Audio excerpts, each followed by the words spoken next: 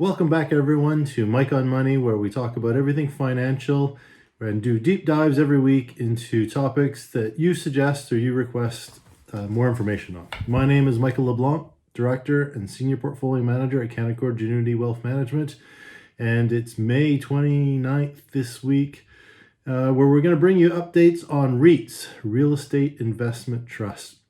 So we're going to break them down into what they are, the different categories, and what to look for when investing in REITs. As always, information in these videos are really for your own personal information purposes. They are not to be taken as advice. Always seek the advice of a professional or do your own due diligence before proceeding with any types of investment. The information we talk about here is as up to date as possible at time of filming. So again, always double check before proceeding. If you'd like more information, please feel free to reach out to us. You can reach us at mikeonmoney.com or give us a call. Information down below with links to get a hold of us on any of the topics you hear from us today. If you do like our videos, subscribe, like the video, and you'll get regular updates as we put them out. So let's talk about REITs. So REITs, as their name indicate, Real Estate Investment Income Trust, are designed for people who want to invest in real estate, but not go buy, say, a rental property or a secondary property. What are the advantages of REITs? Well, there are quite a few, in fact. One is diversification. So when you buy a REIT, it's usually a portfolio of properties. It's not just one single property. Two, you can diversify over geography, so you're not limited to, say, local geography or ups and downs of the real estate. And you can also diversify into real estate types, and we'll break those down because there are quite a few different types of REITs.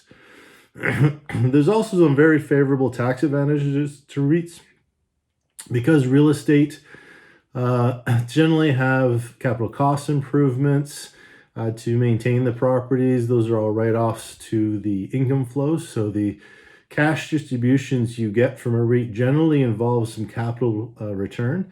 So for every dollar in income that you receive, not all of that is necessarily taxable.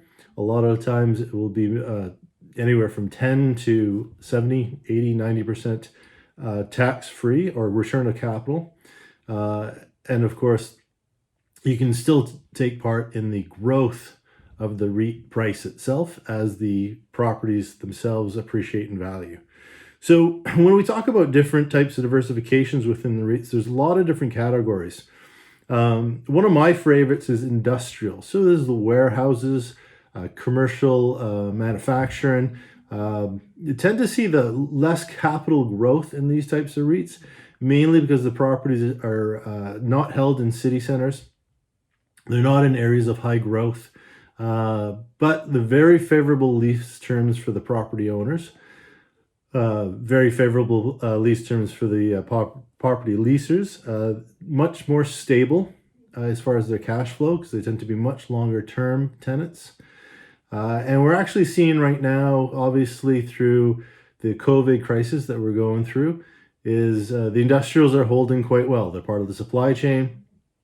Their tenants are still paying, and they're continuing business. So a lot of stability there. As I mentioned, not a lot of capital appreciation. It does over time, of course, so with any real estate, but not as much as you might see in some other areas. But a lot less volatility to the cash flow or to the on the downside as well. And another category in there is specialty. Specialty is, as its name would indicate, it's a very specialized real estate.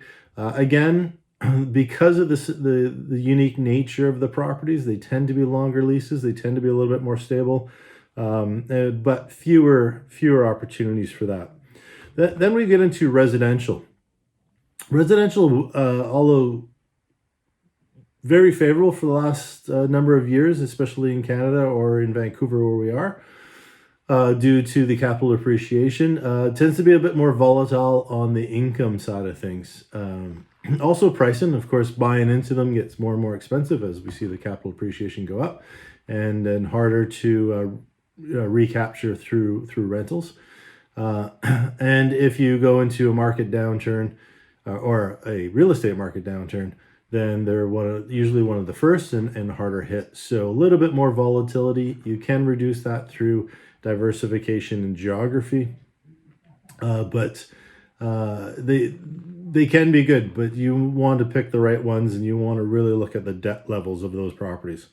Then we go into storage. Storage tends to do well. They do make some of the highest income per square foot of any of the real estates. They can be a bit more volatile though, due to some cash flow issues, dependent on the overall economy around them. Office space, again, tends to have much longer cycles than say residential real estate. But they can go into flux dependent on demand or amount of building. We've seen different areas like in the Toronto region where they've overbuilt commercial at times, and then there's a surplus of space available, driving the prices down. Calgary being another example where a lot of volatility around that, and with the COVID crisis having more and more people work from home, if that trend continues, which we're starting to see it in a lot of corporations, office space again could see a glut of inventory versus demand, so it could be a challenge there. Healthcare is another popular one over the last 5 to 10 years. Your long-term care homes would fall into that category. They were seen as fairly stable and growing for quite some time. Obviously, with the aging demographics that we're in right now, there's some opportunity there. They're certainly going through a challenge right now with the COVID, obviously hitting those properties hard, and also what is going to change around the legislation with long-term care homes, whether the governments are going to have more oversight, whether there's going to be new rules, new costs in order to maintain them. Obviously, a lot of concerns after the COVID hitting them very hard, especially in different areas of the country. Then we go into retail.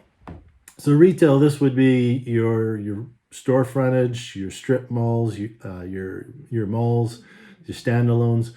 Probably the most volatile and very susceptible to economic shifts. Obviously, even with COVID, prior to that, we've seen some large retail chains downsizing the number of stores they have as shoppers start to move online. Less and less storefront required. Less inventory being held in the storefronts. They're becoming more just as display centers where then you can order online after you've had a look at them. And we're seeing a big trend towards that. So the retail space has been under a lot of pressure. And although the numbers aren't out yet through the full impact of COVID, probably going to be one of the harder hit area of the REIT market is going to be retail as we see more and more companies either closing their doors or even shutting some of the stores that they already have open.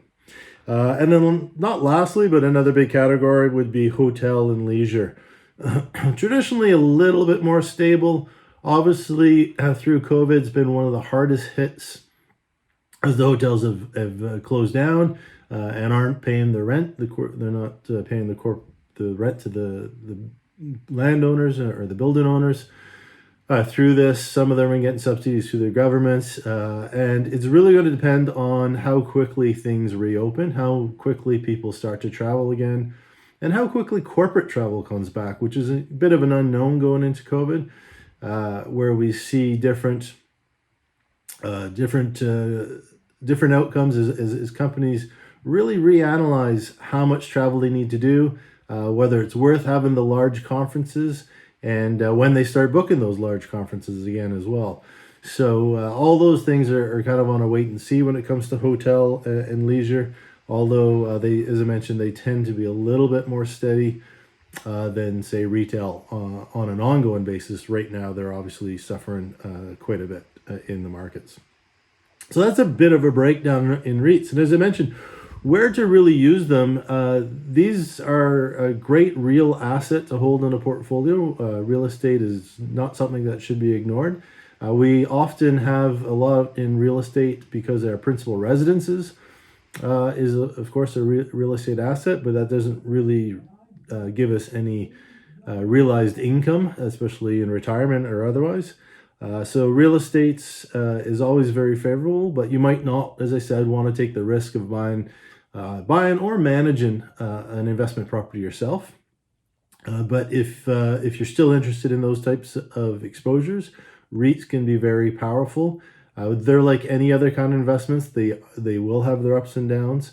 Over the longer term, they have performed well. The cash flows have been very strong, and as I mentioned, very tax effective. Do always be cautious of REITs that are paying too high. Could be a couple of reasons. One is they're due to cut back, so their payouts versus the price have been high, but they have some big capital expenditures coming up, so they have to reinvest into those properties in order to maintain their class or quality of rating that they have, or they're paying high because there's some problems with the properties. Don't invest in REITs that have too high of debt to asset level. Of course, that just puts it at risk of further capital depreciation should we see some market volatility. So that's an overview of REITs. I highly recommend you consider them from your portfolios. Right now, they are in a state of flux. They've been very hard hit through this COVID situation. So do reach out to us if you want more information as to when they might be a good time to get back into them, which ones might be right for your portfolio, and how you can use them effectively in an overall plan. Again, if you like this video, please hit the like button, subscribe. Love to hear from you, and watch us for next Friday for our next deep dive. Or Tuesday at noon, we do a live weekly global market update. We'd love to have you there too. Thank you all, and take care.